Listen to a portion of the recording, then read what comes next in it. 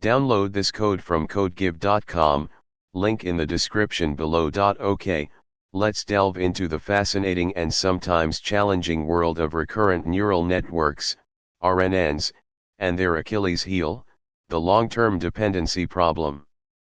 This tutorial will provide a comprehensive understanding of the issue, its causes, and, most importantly, the solutions, with plenty of Python code examples using pytorch.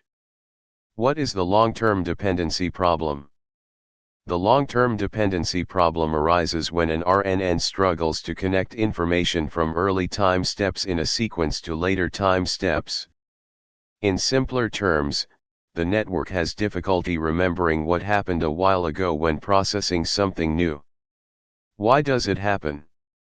The root cause of this problem lies in the way traditional RNNs process sequential data. Let's break down the reasons.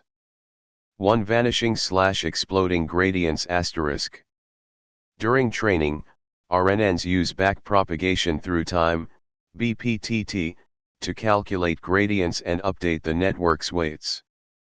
BPTT essentially unfolds the RNN over the entire sequence length. When gradients are backpropagated through multiple layers, or time steps in the case of RNNs, they are repeatedly multiplied. If the weights are small, less than 1, repeated multiplication can cause the gradient to shrink exponentially toward 0. This is the vanishing gradient problem. Layers receiving a very small gradient barely update their weights, hindering learning of long-range dependencies. Conversely, if the weights are large, greater than 1, repeated multiplication can cause the gradient to explode, leading to unstable training and often nan, not a number, values. This is the exploding gradient problem. Exploding gradients can be addressed by gradient clipping. The vanishing gradient problem is particularly insidious because it prevents the network from learning the relationships between distant elements in the input sequence. 2. Memory bottleneck *. Traditional RNNs rely on a hidden state to carry information across time steps. This hidden state has a fixed size. As the sequence length grows, the hidden state becomes a bottleneck. It must compress all the relevant information from the entire sequence into a fixed size vector. This compression process can lose critical information, especially about events that occurred early in the sequence.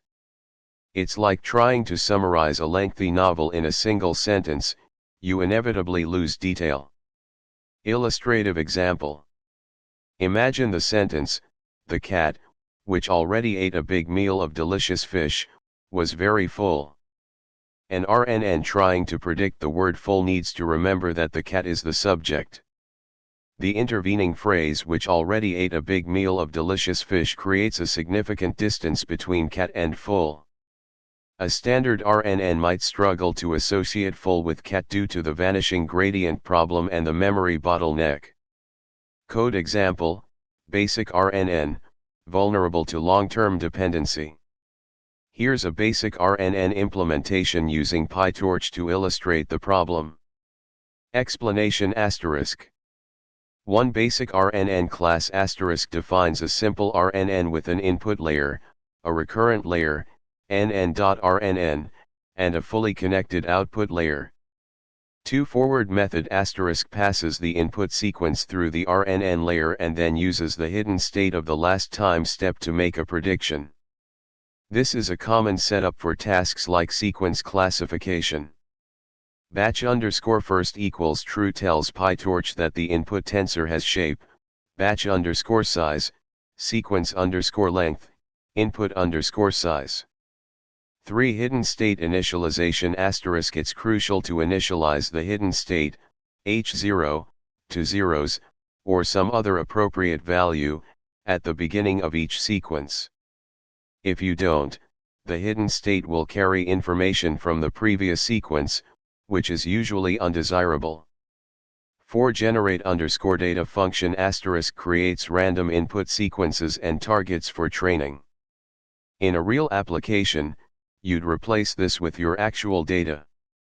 5. Training loop asterisk the standard PyTorch training loop, forward pass, loss calculation, backward pass, gradient calculation, and optimization, weight update. How to observe the long-term dependency problem asterisk. To really see the problem, you would need a specific task that requires long-term memory. The synthetic random data here doesn't. However, you can make the problem more apparent by increasing sequence length make the sequences much longer, example 500, 1000. This forces the RNN to maintain information over longer periods. Creating a task that depends on long-term dependencies design a dataset where the target variable depends on elements far back in the input sequence. For example, copy task input a sequence of symbols, and the target is to repeat that sequence after a delay. Addition task input two numbers separated by a long sequence of irrelevant symbols, and the target is their sum.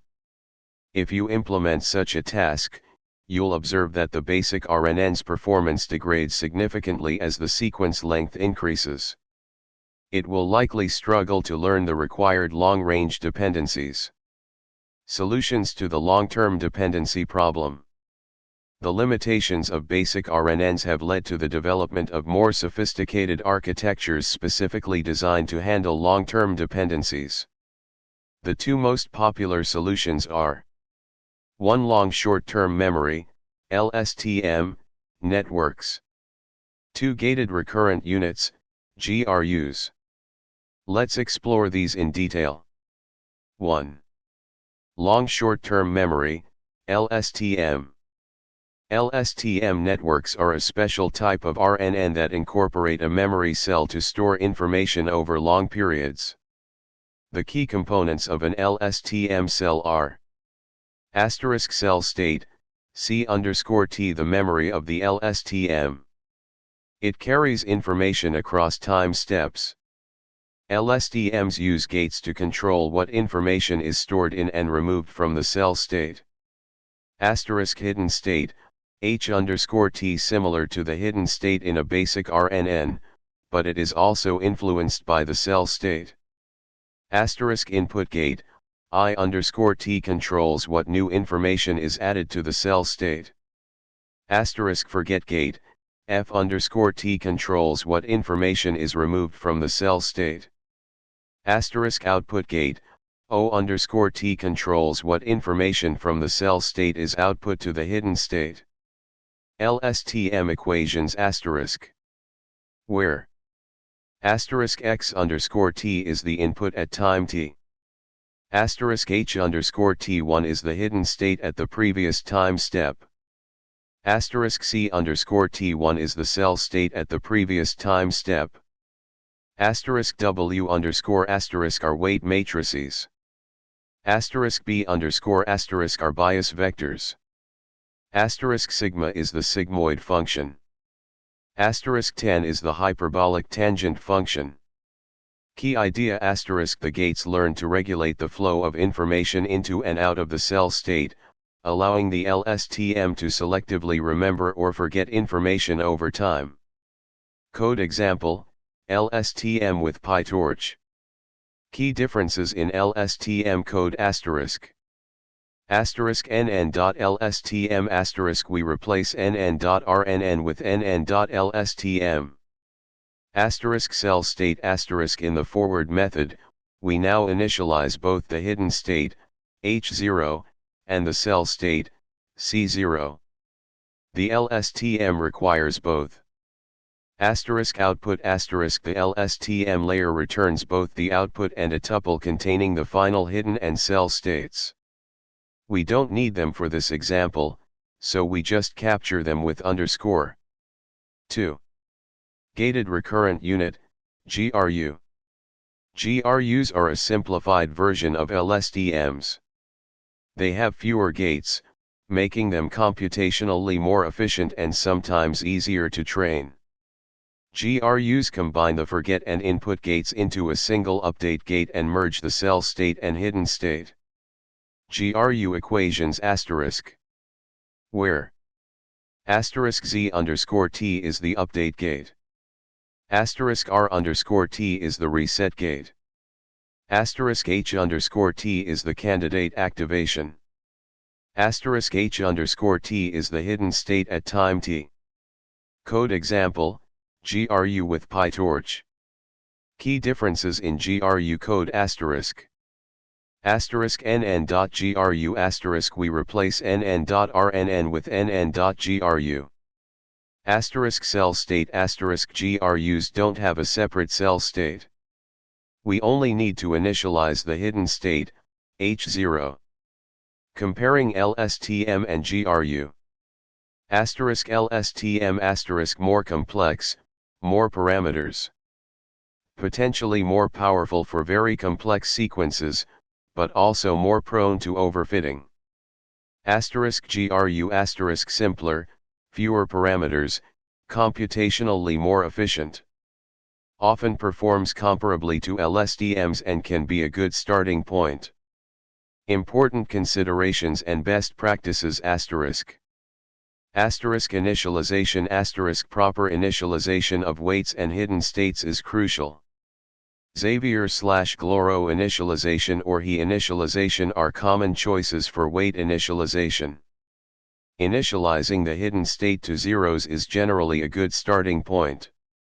Asterisk gradient clipping asterisk to prevent exploding gradients, use gradient clipping. You can do this in PyTorch like this.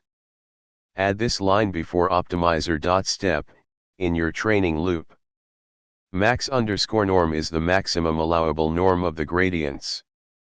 Asterisk regularization asterisk use regularization techniques, example L1 or L2 regularization, dropout, to prevent overfitting. Dropout can be applied directly to the recurrent layers in PyTorch. Asterisk batch normalization asterisk batch normalization is often used in CNNs and feed-forward networks, but can be tricky to apply to RNNs directly. Layer normalization is often a better choice for recurrent networks.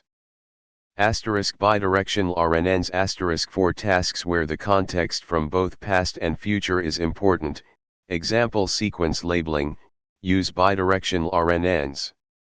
nn.lstm and nn.gru have a bidirectional equals true option. Asterisk stacked RNNs asterisk you can stack multiple RNN layers on top of each other to create deeper networks. This can potentially learn more complex representations. Asterisk attention mechanisms asterisk attention mechanisms are a powerful technique for focusing on the most relevant parts of the input sequence. They can significantly improve performance on tasks with long-range dependencies. Attention goes beyond the scope of this basic tutorial but is a very important topic to learn. Asterisk transformers asterisk the transformer architecture, which relies entirely on attention mechanisms, has largely replaced RNNs for many sequence-to-sequence tasks, particularly in natural language processing. However, RNNs, LSTMs, and GRUs remain useful for certain applications and are important to understand. Asterisk data pre-processing asterisk standardize your data, example by subtracting the mean and dividing by the standard deviation, to improve training stability and convergence. Asterisk experimentation asterisk the best architecture and hyperparameters often depend on the specific task. Experiment with different architectures, hidden sizes, learning rates, and regularization techniques to find the optimal configuration. Conclusion: the long-term dependency problem is a fundamental challenge in working with recurrent neural networks. LSTMs and GRUs are powerful tools for addressing this issue, but they are not a silver bullet. Careful design, proper training techniques, and a deep understanding of your data are essential for building successful RNN models. Good luck.